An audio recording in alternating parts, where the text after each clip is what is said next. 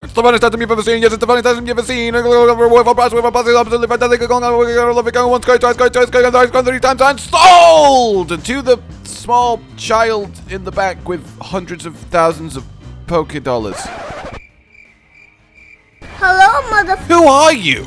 Hello, my fellow Poké trainers, and welcome one and all to today, where I've got not 1, not 2, not 3, not 4, but 5 little tasty tidbits of information that I'm going to go out on a limb and bet that you didn't know. If at least one of these isn't new information to you, then, well, I've failed.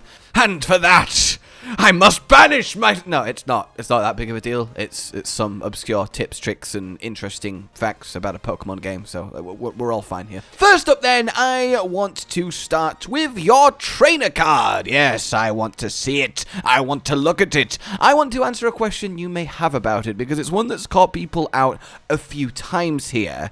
If you have a look, you may see that there is a little statistic that tells you how many shiny Pokemon that you have actually encountered. And the thing is, that number might well be different from the number that you actually have, because presumably you've caught every shiny you face, so if that number is higher than those you own, well then that means you've missed one, and I don't know about you, but that's a real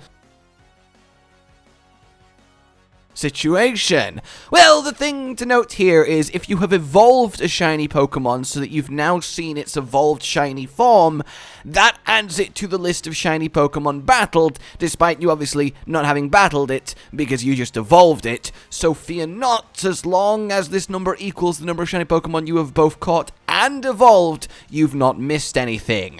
Lovely! Also, why does your trainer just stare into your soul on this? I know you can change the photo, but my god, the default.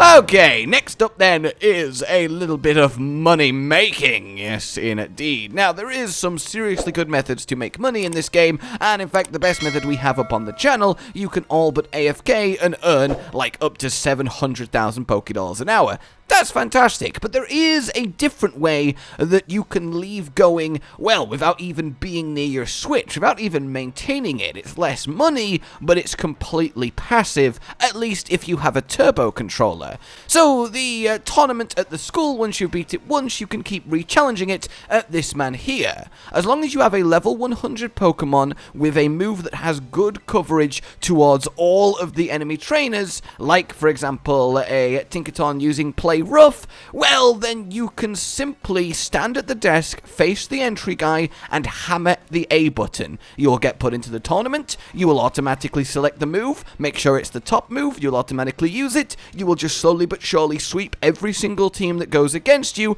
and then you will be deposited at the end of the tournament back in front of the guy who runs it, and then you'll immediately speak to him again and repeat the whole process just from spamming A and not even looking at the game. So yeah, if you have a turbo controller and just set the A button mashing automatically, well, you can just leave this running overnight and earn like a couple million Pokédollars. That's pretty swish. You can give your lead Pokemon the coin amulet to get a bit more, but if you do that, there is a chance that the sequence breaks and you don't successfully clear from just mashing A. So what I would suggest is you instead do a choice band and get that 50% power boost, and that will definitely see you through. In any case, pretty neat. The next up then, let's talk about 2 incredibly rare Pokemon. In fact, arguably the rarest 2 Pokemon in the entirety of the game. And that is Maushold and Dunsparce. Now you might be thinking, what? I've got both of them. They're not rare at all. I just bumped into them and evolved them. Yes, however, Maushold, and by the way, Mouse Household is such a fantastic name, Maushold can evolve, and when it does, it gains 2 extra little nice people. How this Pokemon of 4 is 1 Pokemon, I don't know, but we are one, and one is all, and we will destroy you. That's fine, Maushold. I'm not here to battle you. What I'm here to do is tell you guys that when he evolves, he has a chance to not enter the family of 4 with the 2 extra form, but the family of 3 with just 1 extra little mouse. This only happens 1 in 100 times. So 1 out of 100 evolutions, 1 out of 100 Maushold you catch will only be a family of 3 instead of a family of 4. So that is incredibly rare. If you see a shiny family of 3, well then take a goddamn picture of it because you ain't never seeing that again. The same kind of thing with the Dunsparce then. He can evolve into a 2-segment form, but there is a 1 in 100 chance that he instead has 3 segments and honestly looks a little bit horrific like this. I'm really not sure I like it. I do like that they finally gave us a Dunsparce evolution and it's essentially just a massive troll, but at the same time, yeah, 1 in 100 chance to get a 3-segmented Dunsparce, and that's, you know, fun to know. So if you're wondering why that happens, well, there you go. It's just complete RNG when the Pokemon chooses to evolve. Next up, we'll talk about a pair of balls. The first, that sounded better in my head than it did out loud, I will admit, is the Love Ball. You can actually get the Love Ball in the game, and the Love Ball is pretty good. It's got an 8 times capture rate on a Pokemon that is the opposite gender of the Pokemon you're using. That's not bad at all, but the only way to get it is via the auction in Porto Marinada, and here there is auctions, and there will be a guy who is auctioning off Pokeballs.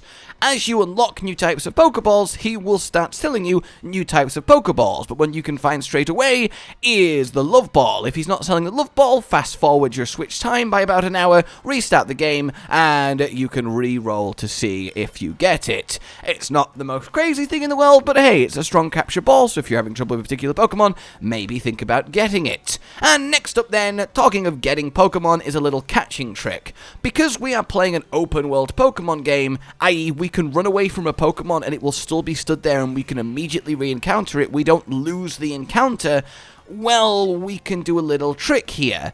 The Quick Ball. The Quick Ball, when you use it on your first turn, obviously has a higher chance of capture. But if you don't realize, it is a 5 times higher capture chance than a normal Pokeball. An Ultra Ball is only ×2. Quick Balls are potent. You have a better chance of catching with that Quick Ball than you do with a normal Pokeball after injuring the enemy Pokemon.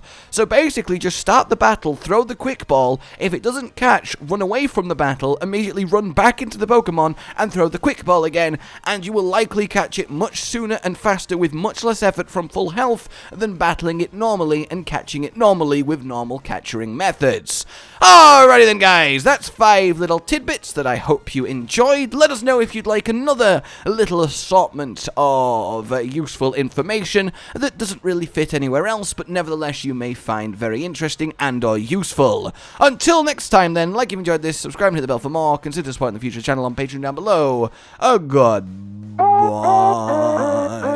Josh, Cotton, and Hollow with the videos, dropping the humor like a hammer on your tippy toes, bringing entertainment on a daily arrangement to take our insanity and turn it into entertainment. Yes, I said entertainment twice, to reiterate that it is nice to look into your faces on a mostly daily basis when you let us in your homes to make the whole world a stage. Goodbye.